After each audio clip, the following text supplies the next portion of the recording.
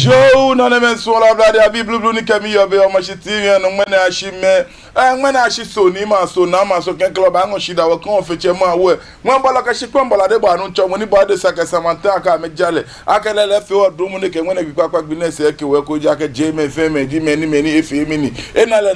may pick up about Jim and many work at this. I mean pick up about Jim and many kajachi ameta. I'm a bell tiavi. I'm a yakwa me ya one work say be cook woman about to mommy. You saw the moga 5 per jack of fetch a man when no more near ye boao. Koni Emomo ite traveling. Nian wo fin won agbe afi na agbe papa. Shikome ko de bi ni ama won rasta to bonyo ni shake aklagbe e shan boni fe mo ni em. No mble traji no de shake ka chi ekura mi ejara mo ba shraw. Ka din ya ejara ni mba. Nke ba ke o manjo ka so to mi yemu ko ni ateshin tinti ye. Sane e afi pulolo ni nke bo yu amlo ni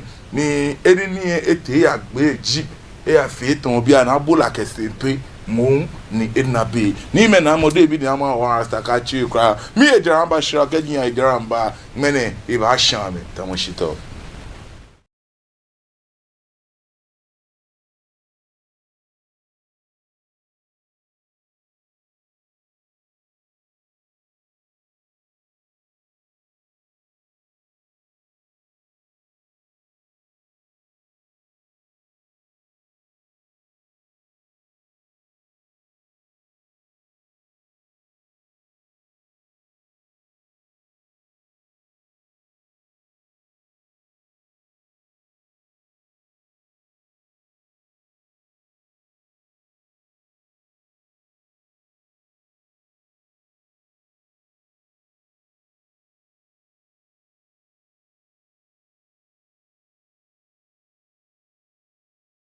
Children have a very high nutritional demand in relation to their size, and vitamins play an important role in maintaining healthy growth.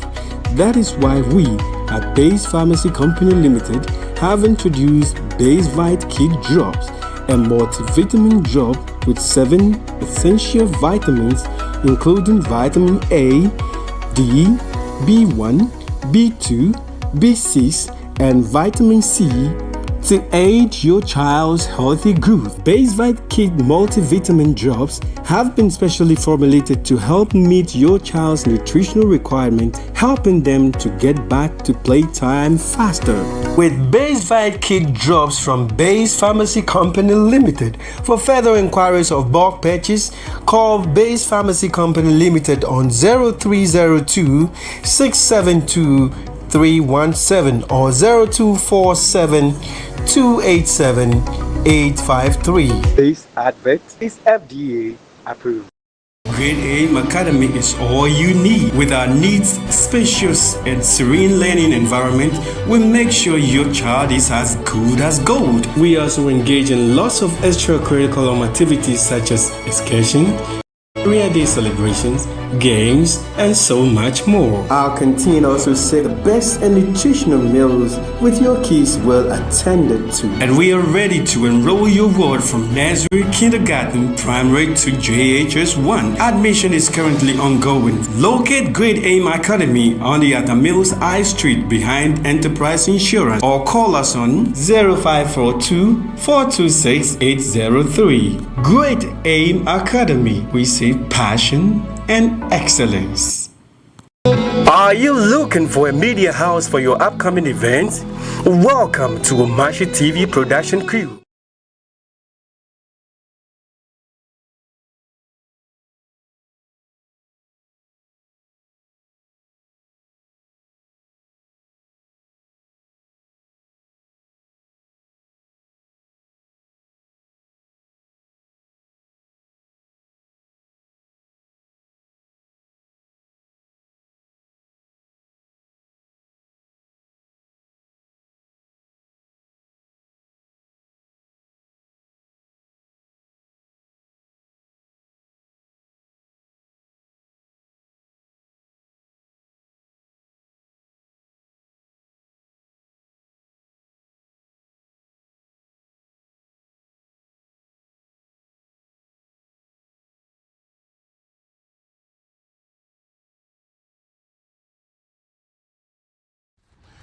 Jo, no one on them swallow bloody abi blue blue nika mi yobe o mashi TV no minda ni shanke nyana ni e wotwunye me minte ya jara emba hwehwe ko manye ka shade odo be ni to ko me etetation na me do moshi because am me fufu nto no ni ya no e gan into e follow progress mo e jake gan fin toton nyeme gan fin efie mini gan fin etoton efe chaka manya basa nokoko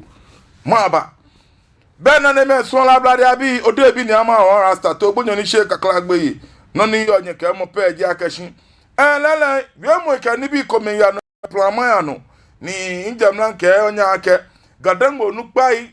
ona boni nye fio ke plan ya no sanjinye plan ni nye na jento ko kra so mo ejijin ni no fio no ba fe ejin e kan shiabu afi apeto apo abopo aba afi mini aba aji na ke ba afi mini na ke ba habu meni ya ma yu ne nyeme na ne me so lo ablade abi blue blue ni ke bi obi o ma TV no afi be kukuo mi ne o ne alo tom afi ba ne wodi enche wole no ni te no ye omanjo ke suotuom omanjo suotuom ni ami ni e afela yin ahihwe mo na akpata ma awala yin de hwe mo akpata ma awala yin yo manjo suotuo ni amli ngene ni ka bo yu ane nyetashi ni bamba bi kadangbe bi fe ake no ewo aso won tashi ni wakwe ni neke ni ajano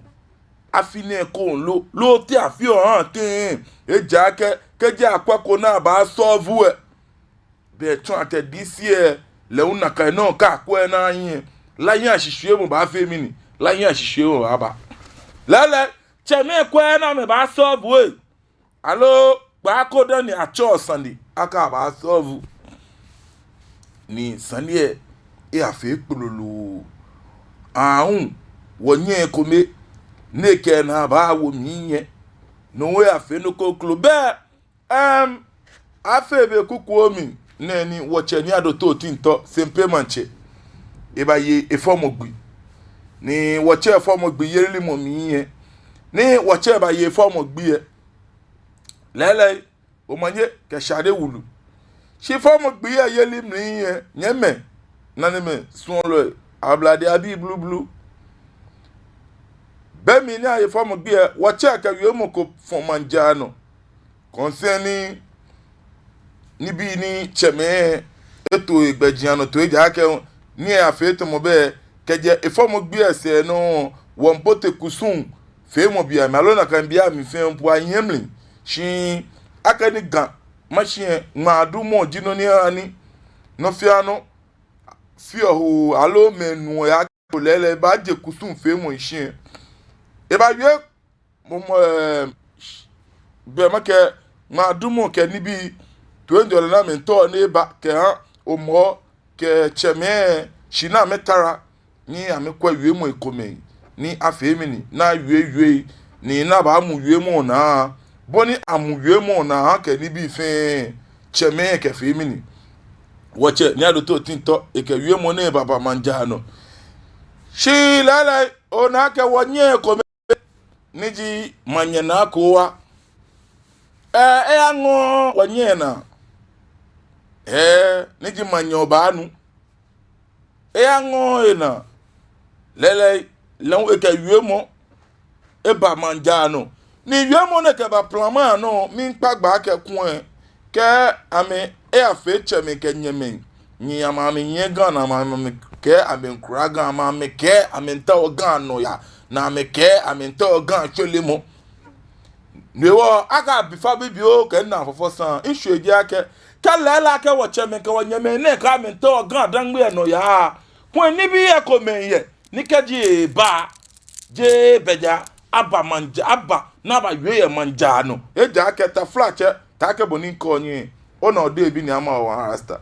ni fe mo ni fi o be biye kenna cheme ke nyeme ko na me mi fun ye ni bi ko me ni mi wie ke fi ame po ame fi o mi mo no titrik ame se bi because ame me ni me na me wo ibi ye ame ti ame people ake miniamo debi ni ama warasta nibi komeni bamba yo ya me ye kemi yo po amede chami na ake no na me le na me fe alo na kan du jan shini na me le na me fe ni mi imba mi ye ke 100% temba yo to 20 kope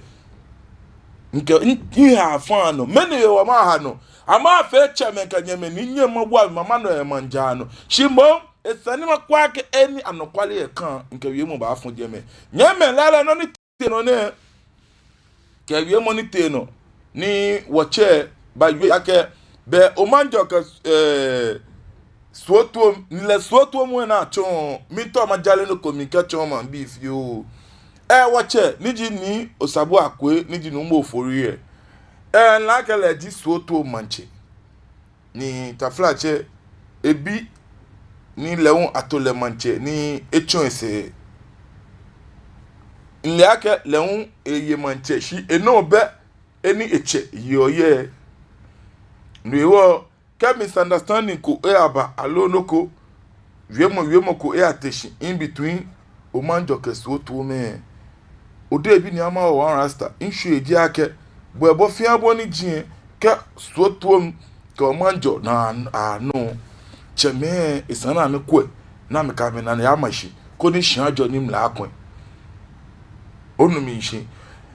mbelele sani ami no aka ni woche ni ado to tinto ifo mo gbe awie mo ne ka ba fun shi manye na ko wa ba fun yue mo ko masumo aka shi wa kwa because na we men amno na we mo ni yen plan no na fe share ife it is in between manye na ko wa ke woche ni ado to tinto ni di sempe manche masuma ke kenklen mo ni we mo ni ba ne kole na je mo ni baba e ko nwe masuma ke wa bu wonye manye na ko wa na we mo tuwe ni wo ba shira nya wo bo ale tuwe wo ba ben yen le fonko shin o manjo sani ne ba ni wa je ni sani e ba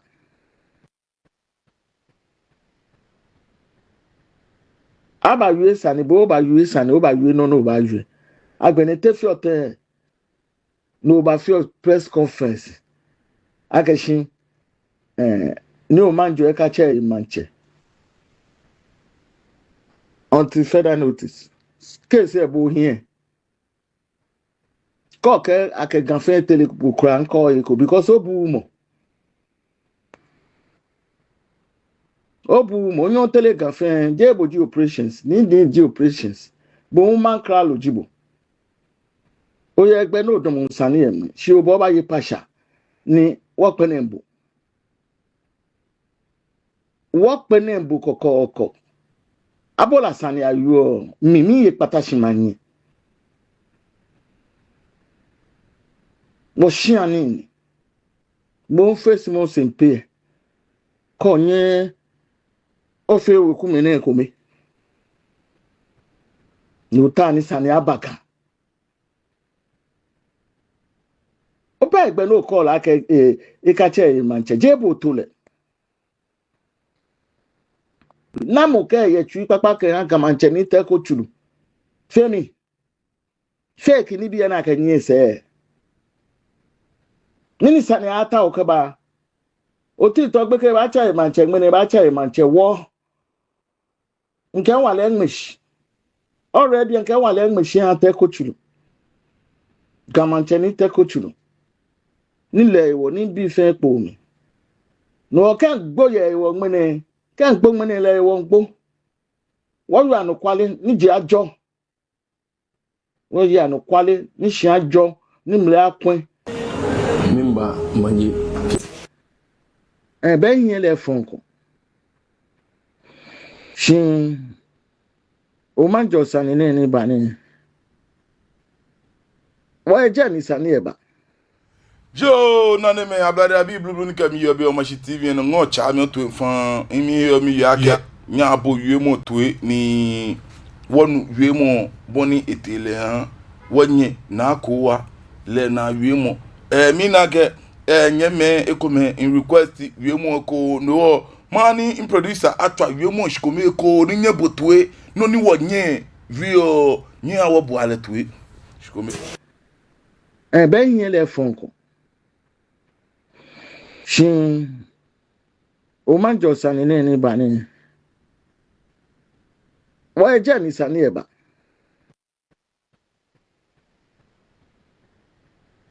Aba yue sani bo ba yue sani o ba yue no ba yue. Agbene te fi ote no ba fi press conference. Akeshin ni o man jo e ka che manche. Until further notice. Case ebo here. Koke ake ganfe tele kura nko eko because obu mo. Obu mo nyon tele ganfe je boji operations ni di operations. Bo man kra lojibo. Oye egbe no domo nsani em. Shi obo ba ye pasha ni work penembo. Work penembo koko. Abola sani ayo mimi ye patashi mani. Mo shiani mo face mo sempe konye ofe weku mene kome ni utani sani abaka oba egbe no call ake ikache manche jebo tole namu ke ye tui papa ke han kamanche ni te ko chulu femi fake ni bia na ka nyi se nini sani ata okeba oti to gbe ke ba cha manche ngene ba cha manche wo nke wale english already nke wale english han te ko chulu kamanche ni te ko chulu nile iwo ni bi fe po mi no kan gboye iwo ngene kan gbo ngene le iwo ngbo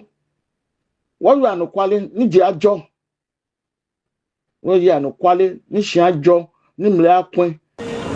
Mimba manye. Ben yen le fonko. Yo, nan le men son le. Ablade abi blue ni kami yo be o machi TV no ngo cha mi o to enfan mada nye shan ke nyana nye wo twi nya awasa wa bo yue mo twi. Be manye. O ba nu ni ji wo nye nu wo chola ka manye na ko wa le na yue mo ji no ni onu ni ode bi ni ama hawo wan rasta nwie mo ji ake ta flache wonye menke wo cheme ni wonye ni esani amekwe amenaji mfa momlin ojogba ji ake bi yin amese na me nkwa amenaji mfa momlin eno kueba ndi sana me mo amena me wo twiye amemo amekpene no kono wanya wa bia wa ake wote alo wa ba nyeme gadangbe bi aso gadangbe ano ne lala ni wiemo ne te no nke wiemo sha baba o jino ne te no lala wa chani ado to tinto ni di sempe manche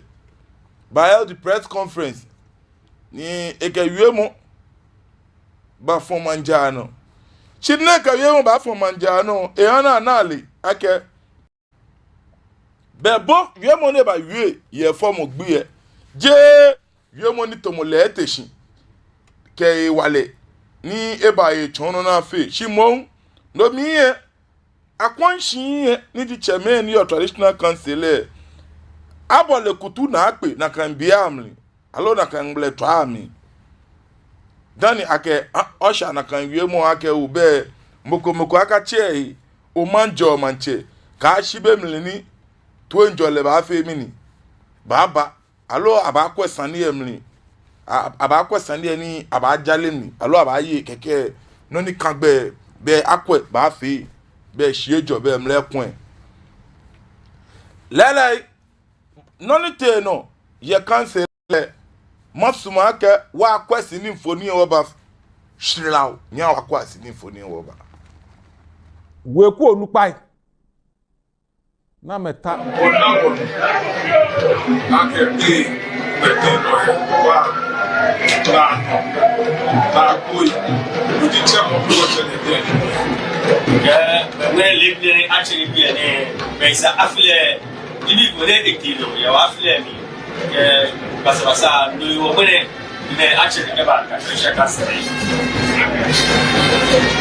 Very immediately, I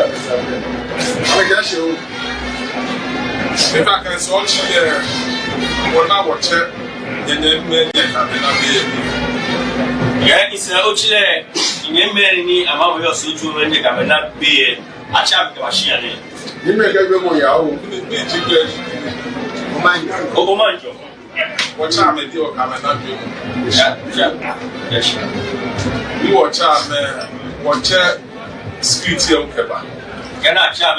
chair or police bill. Well, form regional police command, the Control Division, the district, or I'm representative to many clash. The Canada police bill, the regional commander, I'm representing to be a division. I'm given them a system of Amatara. Well, last week, no detail of my Udasi. The last week, the detail of your month of your day, and my Udasi. You watch it, dear, living there, as now my Udasi. And when you get action, you never, as an amateur, my Udasi. The none of your means. Now, Baba put the African. The none of your G, or why you are after the goon. Or small in my town. Nitino, Nsafile, Eko Ayano, Afine. It's a affiliate, no, affiliate as soon as Kamata, Eko Abadon. The Sunday again, or put the good Waba, but the Bejano. Yes, and then about to come in about the Bejano. Baku or Mabaki, And Baku, the Patricia Council about the Sunday. You all know a check, then you mean. You are a chair in the moment of year. One day, Saturday, Afine was small, not Afi, Luku, your man. Shamidake, Afine on one and a line, Akafi look your man. Suku Bakaya, Kusuku Plan for Akaya, Akashoni, Akashoni, American Baka chair, my chair, man. Bakache, I get a human chair, man. Traditional cancer getting the man. Get that treasure council again in the effort. Omanjo, man. They can't know what Chenya be. Then one when I check in Sutu be One I can share no why and only. Only I can share like Omanjo be here, I can share no honey. Okay, when Baba check Sunday in both sides. Yeah, I'll check some year be a thing. War was sharing work a hand at the work a hand. Yes, sharing is a Ochila at the poor when I can't be. I feel he now about was small, young about feel look with them. I feel no, I didn't know, so to be a small room, you have to look was small, the Buba parade, the other feel Kusunku, here na command draw. There is small no, you have to Kusunku, here na command draw, Yemen, the Sutu men. War hat na can direct you say, New one near what check Sunday and both sides say, no one near what can quit Sunday. Get a hand like a Bajano to what I get a chair be a Nanabu is a name. Yeah, I can't feel Naka. Ni want to win a work at the Punia, get what chess are near. One man. You get the shackles, let every I get be a actually, Baka feel pushing Bukla, catches a near Ananda, or Afine, Ashwani, Suku Ayano, Omanjo, I lose two men. So to command your man.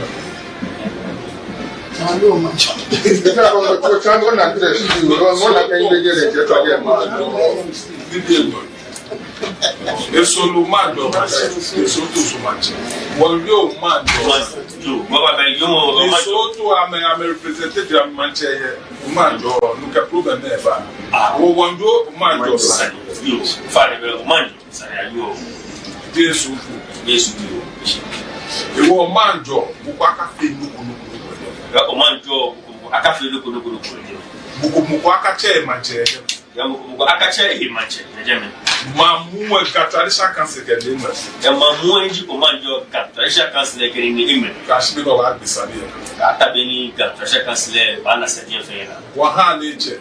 The Gamahani each Of our West and near Quemo. Get your madu one them, you know. About bones and yet come Kaji Wakama Wishpon. Can you have you what room or Bina? Danny, or what time next? Monas and if you or other. Kaji, when you go passion or two, in when you put a sign if you do your ever, le money sani ale bene tuna ka so alo feel ku ano e ba ka ale non le wo ka traditional can c'était pour les decision e ga no ne wo ka traditional say take in the decision ne wo fe wo ye gan ya wo fe wo gan wo ye gamanche wo gamanche akuchi pa wo ni fi ogan wo fe wo ye de ya akuchi pa wo ni fi ogan fe ye ga traditional council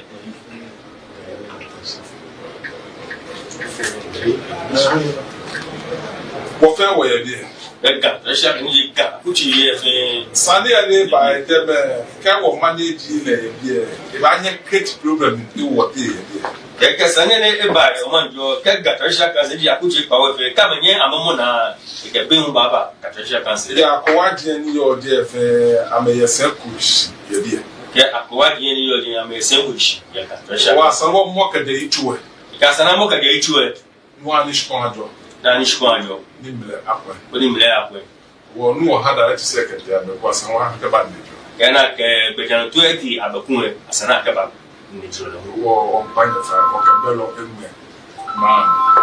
ame pale fa ni ga ke wote am pa ba ke belo emu manjo ma no ni wo yo o ba fe gburu wo ba direct can police at the same time no ni ga traditional council ga ngane be na me chere na me yo fe am ka fe ba dum wolu no okay police we for now yo no anane men so lo ablade abi blue ni ka bi yo be o machi tv no ngo cha mi o to mfan be wie mo bonete le ni chon akashin eko njale eko mi fi o bana ke wo che ni to tinto lo ba jale na kan je mi ake momo sa soto mi ji le soto mi ase o le soto mi omo soto ye mancho omo shibe ke ya o manjo mli ni me ya fi enyo shi aka ni mokome se je soto mo jogba anu ani alo won teke ni bi ni ye bm yin ona nuani abala akebe be afi akebe soto mka o manjo but the main issue fendum o manjo no lumo yelina itawa ye o manjo ne ke inti infemini inti mba noji noni yagbla eneme ke femini keba shenyame na ne men son la blade abi lala nya na ko ke sanie ewiemu eba gba me pia na no ko plan ma no video short titiri keje wonye me sempe bia dabo ami videos din short ejino ne femini baba imanja no shi yajame no concerning videos ni baba imanja no nyeme insande bi mo ji akeshi aso neken akajaje gan adangbe elo kaji chemes am so na me nye na me kwa na me solve am differences niji wo choku na ata alo ene kaji ndoko na eba ni moko nye cha moko etruse na yue shimo akeno fiano bamanjano ya plama be jamo yuemo sha yuemo ni bate ma dole shikeni bi fem baba manjano nya wo bia we ake wo gan adangbe no na elo aso neken ji boni wo ke kra wo gan adangbe ganyo chemeke nyeme ganyo ne sana kwe na anyi leke je na kan gamen wo ba je yele na yesumi himela ke chi je na lala be mi ni sane to no wa che ni ado to tinto shikome ko onwe onake le on ye chi shana eke wiemoko ba manjano nya wo boa ewiemo tuwe nwo ba shao wana ye gankpopa ano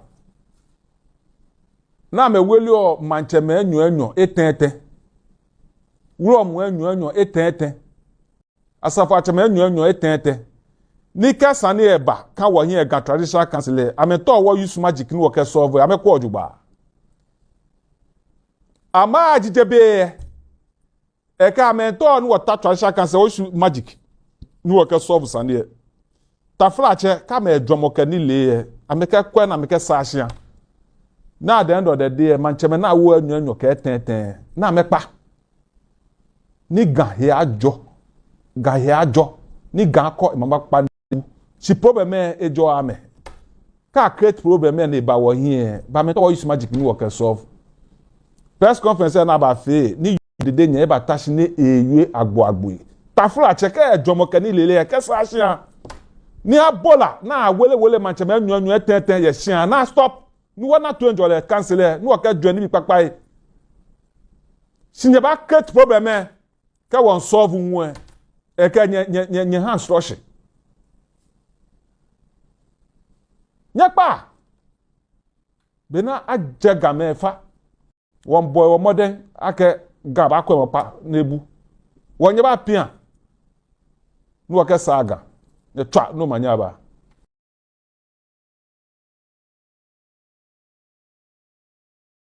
yo naneme sonlo ablade abi blue ni kemi yobe o machi tv no ngo cha mi to ifan wacha ni adoto tinto se pe manche le ji money onu ejake lele press conference le pi ke baba odin ni yen plan no abola piambi ba fe press conference ni amo men complain bitterly ki ano ni ete no ye no ni te no yo manjo sinyeme nya obi awo yake ka shimebe taka bono de bi na ma wara stand yo ka shimebe nuwo ba pa wo ekun mo ko ni me ni wo na ma ke wo enyen loyi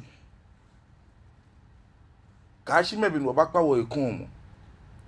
ko ni tu enjo laba ni gadangbe anya ko ma kwakwa ebu eja ake cheme ke nyeme ke ne ke son jibon ni wo ke o ba yale be nu ele wo ba yele na yesumiye eja ke tafua cheka ba ta traditional council ne ba balake wo machine mi no akuche pawo cheme ka me ba na bebe nti ni mene ba ke mi ye nyeje sane don mene ba ke ye nyeje sane mene ba ke ye be ka moko ka ye moko sane te ba fetin na ba kra ga dangwe be nyongule sane traditional council langa na ke kia ba wo esani be anya traditional council na ke kia e ba o de bi na ma one rasta ni makwa makra ga dangwe mini noni ma ba ni esani ba le na kan awa wo yi a o nle wo be na jo wo ke yin na so ngoma na lo be ni agbole o ma jan be na sure wo yin ashi ona be bi e ke fe ke ona ko join gan dangbe ni bi ko me ko join ye gan dangbe awon ko join awon do mo se onu mi shi eja ke wo live to the extent na ke wo fi o ni bi to mo ta flat che ma na yo mi to mo nu pa be mi awa wo yi a o game na me pe wo ne kan ye ona saneni ya no yo manjo kesto to me ka kwe na anyi iba fe no konklum ne nya na anya lia ake ma wala ngme ame omo me agwala ngme ame omo ni wo tun ake dole ye ni wo ni dole ye pe esana kwe bona ba fomo na jian ni shiaja ni mlakwe because ye yemu amni onu oni party e ba ke party bi ye nyeme amenyeme ni party bi un ke party e amenyeme ni no ni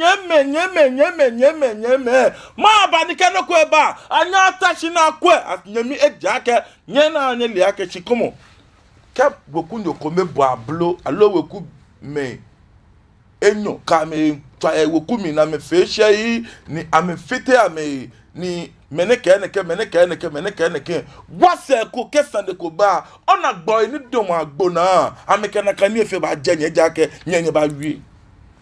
ona ni wachi yo ni wo enye lo ni wachi enu wo na wo enye lo ni nwewo kaji sande ko mba na nya atashi na kwa na mono ya ni wo ba atashi ye ne ke gadangbe ni wo kweson le cheme wo ba jejele na yesumi ono mi shi nyeme won fe ni bi ni ben gbe no ye gadangbe ni sana kwaje modogba ni waka yeyele na yesumi naneme sonlo eno ma na she masuma ka magbele phone line se ko ni ikwalo enwon anya atwa na me ton amejomo onu minshi min suma ke nkwalo enwa metwa na metwa amedomo ki ha wie mu eni ya no e plama ya no shikome ko enwa suma ke wa bo wonye na akowa na wie mu shikome eko ni woba twa ke mini min suma ke wa kwasi wa bo na wie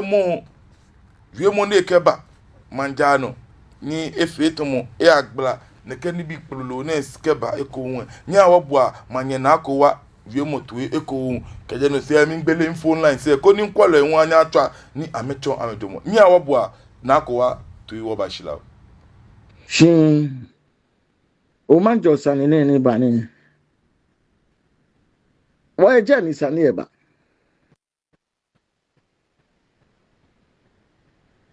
aba yue sani bo ba yue sani o ba yue no ba yue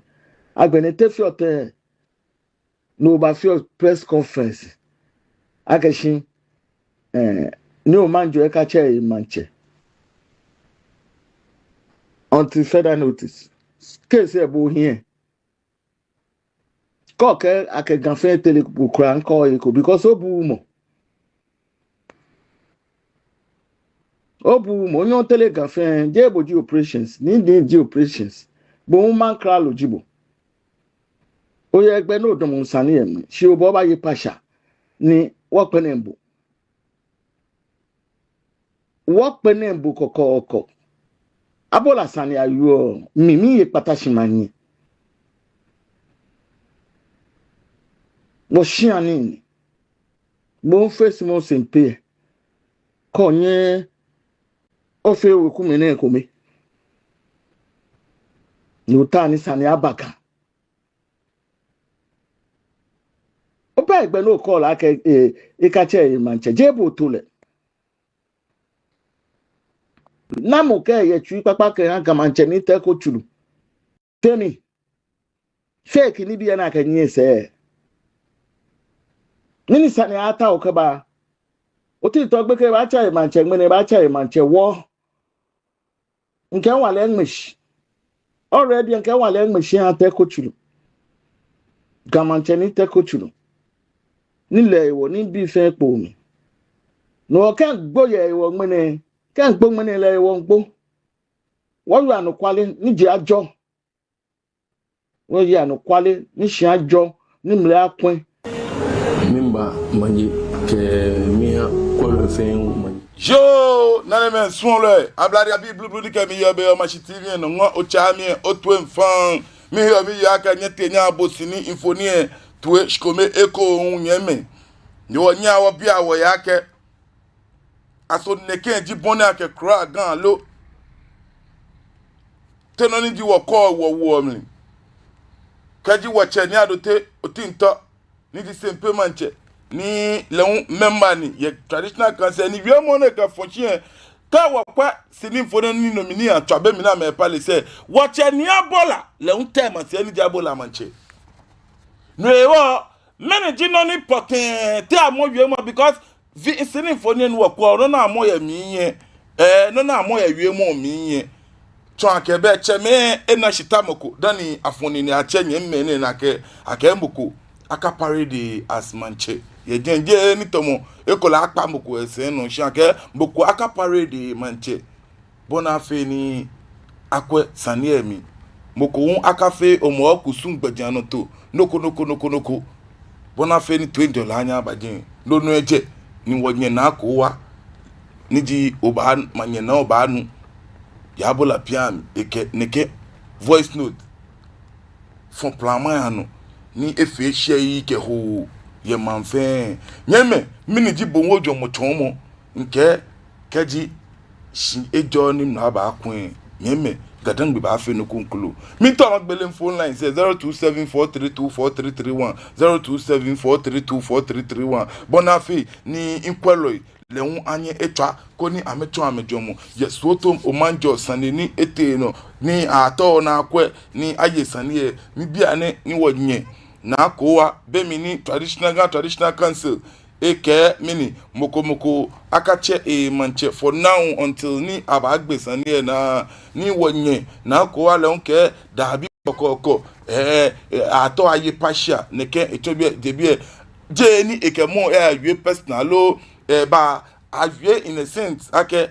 even atwa video wonye manyana ko a le infoniji no ni ona ye o screen no amno ne kaji o kami ye be ye o machi tv no yeme nya wo bia wo yi ake awawo yi a o aso neke jibona ke ba le lo le won neke wie mo tie no ni bia ne wo che ni adoto tinto le un wie moko chon akeshi lele a toto ni bi enyu tete ba ke sane ba traditional ona wie mo ne mi impresa ne ni ake letter na issue earlier on ne kia ni do na ka shoni ye by then ne ke ni yem o manjo ne yemi ni wo minipa lo te abale anten ni within 1-2 days no aka jie amekeje mi ni kwa no ni bon ne yaba eden la yin ahihwe mo ma wala yin patamo chebekeje me kedne ke akaba kra gan adangbe be yin kokra yeme eno man shengbele phone lines 027-432-4331 027-432-4331 ba modern ko no twa ni bo wo femini o chon ojo mo ke ha o man just wo tom sande ne ni ngmene afe wo che ni adoto tinto ke abola pia manye ni ji wonye na obanu nu wo chola akeshi na manye na kowa yeme ni ka bo yo ni kote plamano sha yemo ni yen plamano pi ke baba o ni eneme jini bi kome ni hani ta flache ku afen ku anye ti oshi na yu ke shi o gan adan me ja ke ka akwe ana ke che me ke nyeme so po komo me mi wo bi ehun nyeme gadangbe inyo ona ni wata me kome are okin awo musun shan ya fokin awo ke won kweno ni ya no mi na ke nkola ko ibakpan no ni mi ekpan echi 027-432-4331 027-432-4331 makpabo fa ni keji otwa ochi oye tv alo oni o tv volume afemini abashin keke wonye wo femini wo gbasan ni nke no miniji bohun ojomo chomo ye sanine eja ke Grand Traditional Council etashin a school ni ame ke o mani inti ebajin alo layan sisue mo pato ebajin mokomoko akache at manchalo mokomoko aka any customary right until Grand Traditional Council ekwasande etan ni wonye na kowa ke neke sande baba ake dabi enye ba no nakan chi na moji ni sempe eton bi ejebi cheme kenye me nya obi awo isane akenke kaji wonyeme ke wo cheme nyi so nyi nkomo nyi wele nyi mama jiano e manja no te won wo bibi ni wo ba te wo ba fe wan tin ka ke mana nyi no good advice mina ke kola ko eba panu e bla bla do fa no gbe pan no gbe ke no tu agejo achemi o la jo ni tu agejo teshi o fa ne yo o gbe pan na ndo na you want to job be ke inko program in na mi se ye oyiwa la no o to fa sha ke sami kamenje aba me no kuni intike bi se afu na alo e ka na mu ye yeso wo ndo go wale fo shi ni ke una ni yin ni ti isi ake o yin aba wo no o yu ani wa jo mi shi ko konkrete shi da be o yu o tani bo ko yu mo mi ti shi fi oni in no mi bi ake ajeji sandie ate dani fese dani takote manye yu ake mukupe igbeni ko ake muku akache e manje ya ke fi ake dani ya menyo pleni ko ye bini wondra go din ke bi a he oni ye menyo fe ni ple o ye npa ni o da he amedi he amedi ni ba to mi ne na mo ni tuntu le no yi to boni solomo fie bona ke ka anai ni jale ka alo mo ni tuntu le na ka ke ale o ka ka ja wo mo ka che manje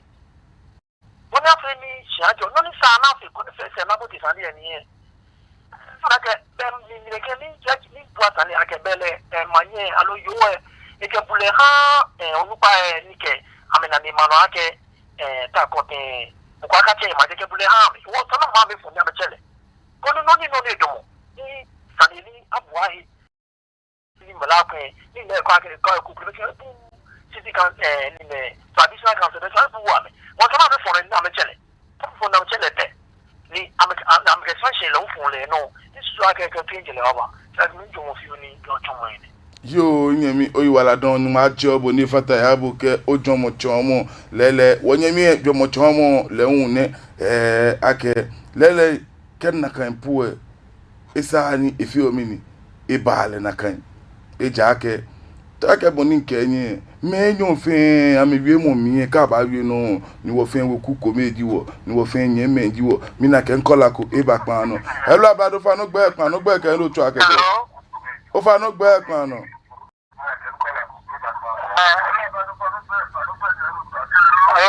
hello o fa na chio ya TV efi o fa na no chio ya TV ato mi oli go hello o fa na yo ni sa don je tesu ando na ya o fa na ma pa fa wo ma wo yo be da mu ye wo fe ko be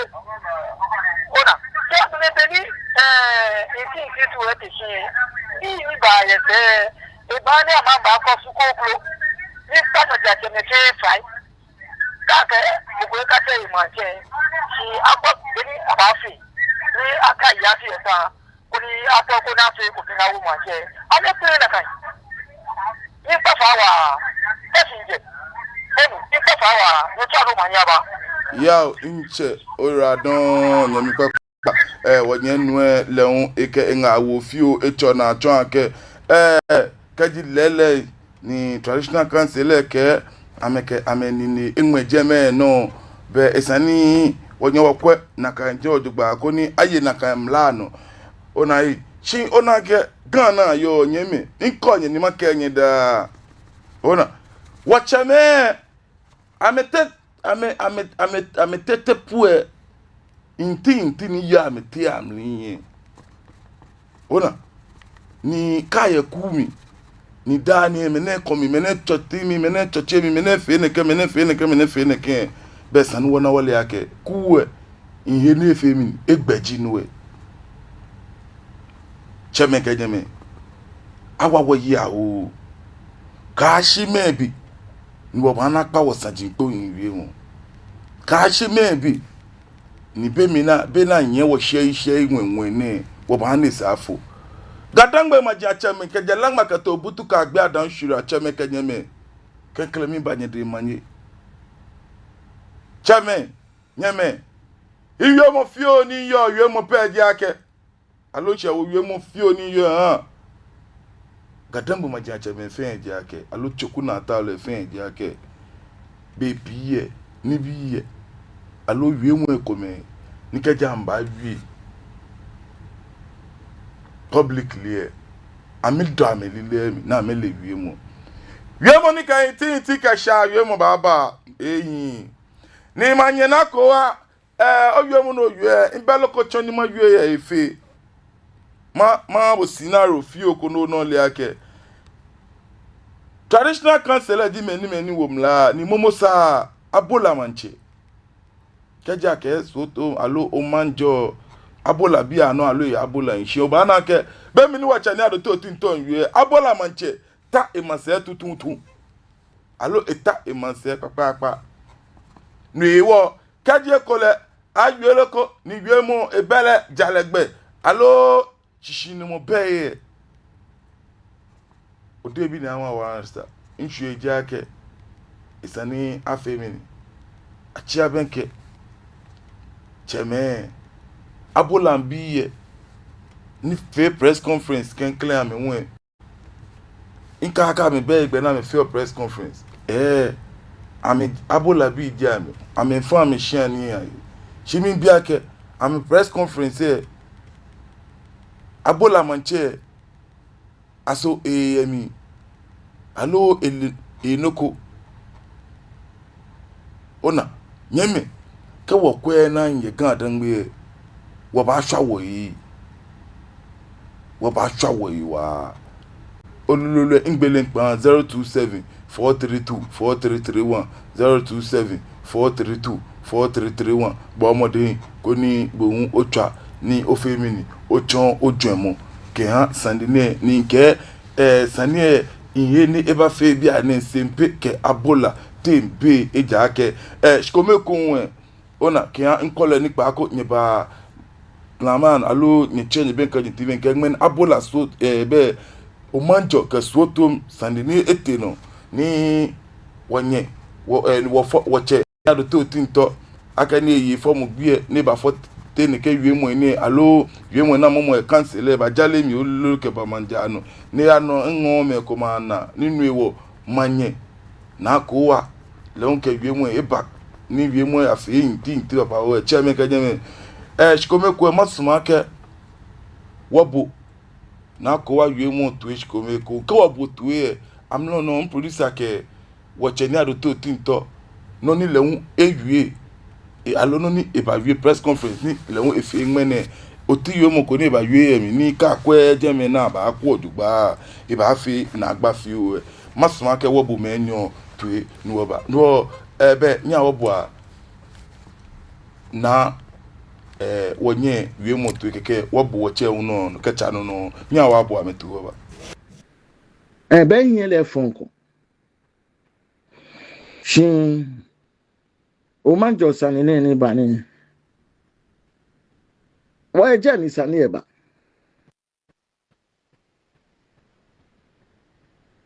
aba wie sane bo ba wie sane o ba wie no ba wie agbene tefi ote no ba fi press conference akeshin ni o manjo e ka che manche until further notice case e bo here ko ke akegan fe tele kura nko e ko because obu mo nyon tele gan fe je boji operations ni di operations bo man kra lojibo oye egbe no dum sani em si obo ba ye pasha ni wopenembu kokoko abola sani ayo mimi ye patashi mani mo shiani bo face mo sempe konye ofe weku mene komi ni utani sani abaka oba egbe no call ake ikache manche jebo tole namu ke ye tui papa ke anga manche ni te ko chulu femi fake ni bia na ka nyi se nini sani ata okeba oti to gbe ke ba cha manche ngene ba cha manche wo nke wale english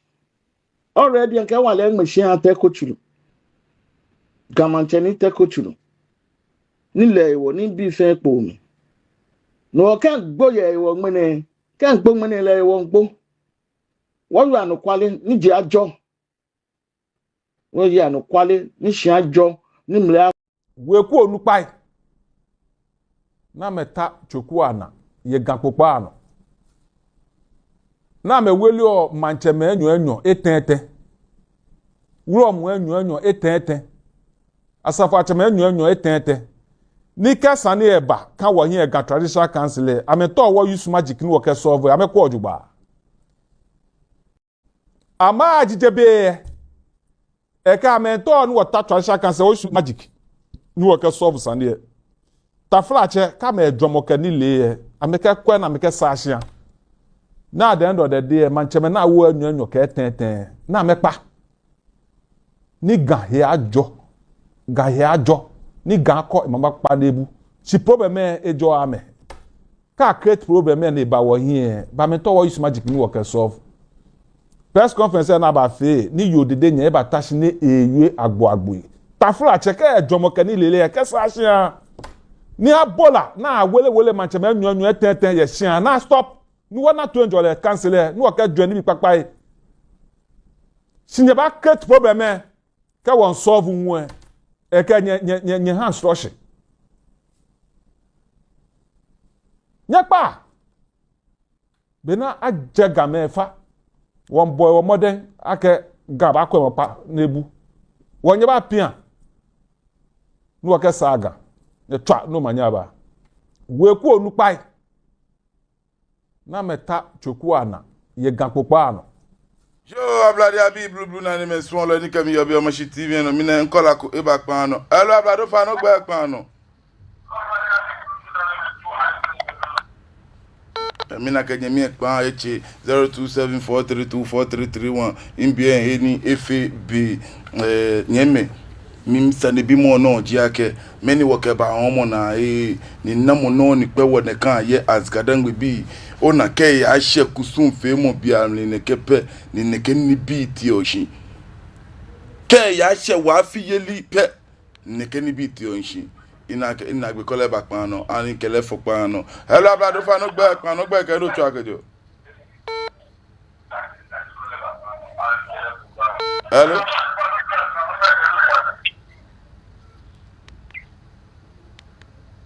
hello mina ke nyemi etwashin ewie 0274324331 0274324331 hello hello fano gba pan no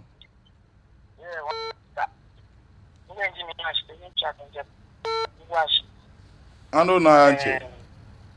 amtanje won pa ikuna me we mo de fa mo manye ni ba yi no we mo ke tin obi age so ko oni ne fa won la ke na so we mo ti ko ya ba do di ko do di le ne Ghana de ni ba o mo jo ti to le we mo ni ye fa ye mo ni ye olupa won pa me no le create problem e ame no je mo abake o nye ni ke ikele fo chiche ese ni loku ye je na afio wana bo de sa che o nye ni ke ese ikele wo fu na awafu no yi shi loku ye je wo kene ke ma cha ni bi ni abanya ta shi ni pa ba ta shi na ba ko na ba so ni churi jo de ba ke na ni la ke ni ke na ni la ke ni como que wọ́n ní kí wọ́n fi fún yẹn ga náà ni wọ́n fi láti ṣe problem àbá ṣíṣe ti kú mẹ́ ní ìfẹ́ náà mo kò bẹ́ẹ̀ gẹ́gẹ́ bí bí ìgbà wọn bá náà mi àtàbà ẹgbẹ́ ó lè ṣe àtúnmí kẹ́ mẹ́ni fani dáta ní jẹ́ náà wọ́n bẹ̀rẹ̀ ìsàlẹ̀. yo inyemi oyiwala don ke ojomo chomo lele esani cheme akwe nakanje mo ojugba eja ke keji ameson ni taflache amen komo ame alo amen wele ame majiano ye manjano nyawa bia wa yake woti alo wo ba wabana jawa na ngmo wana gbe wasajindane mina ke na gbe kola eba panu kele ba fun panu hello fa no gbe panu gbe ke no tu agejo mina kenyemi ekpan efe mi eche mi wo chairman kenyemi ablade abi blue nse wo wie mo fi oni yo ehan wo choku na ta lo efen ji chairman kenyemi esani bule na chole bule eko ehin gadangbe wo sati ni blafo ba ke bo no kwa ke respect is reciprocal to ake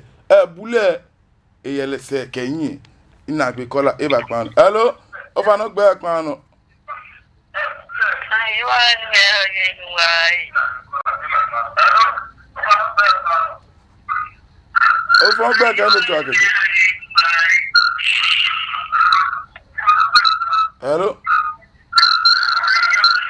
mina ke manye etwashi ekwe alo ebo wotu ye TV mi ni me na me ablade abi blue ni ke mi yo be o machi TV no nke esani nyemi ale nyemi ko ni shiajo ni mla akun mene komi mene titimi mene fe ne ke it's been too much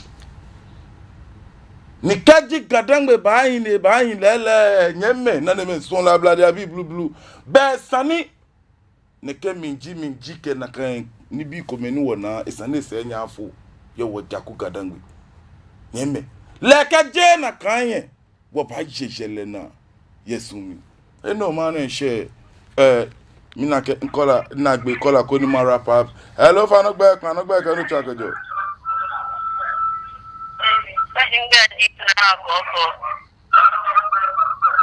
o fa na chio ya TV e ka bo etu ya TV e mi pa bu fai o fa no chio ya TV e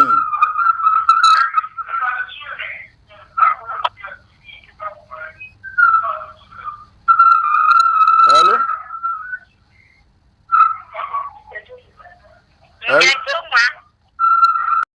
o fa no fela papa o bi FB o fa mbo tu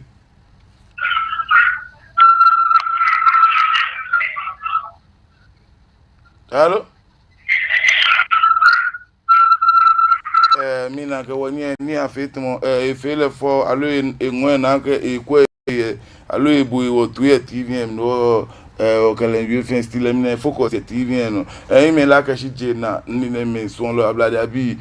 obi FB ka ni we gbe wo ni ke wala ki we ko wo so wa lehun be ekoni ni mabomode ni nke ba fe mi ni nke ba fun ni bi aba fufu mo je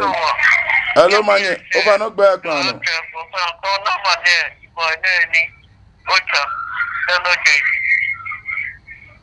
hello o fa no gba kan no na